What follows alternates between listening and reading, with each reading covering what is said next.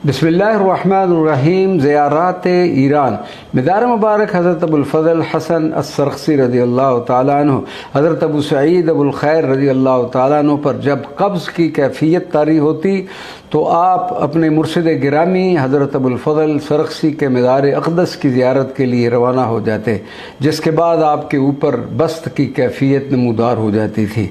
इसी तरह आपके इरादतमंदों और मुरीदों में से किसी को कोई मुश्किल या हादत पेश आती तो हज़रत अबू सईद अबुल खैर उसको अपने मुर्शिद करीम की ज़ियारत का मशवरा देते और फरमाते कि वहाँ की ज़ियारत से तमाम मक़ासिद पूरे हो जाएंगे। एक मरतबा कहत के दौरान लोगों ने आपसे दुआ की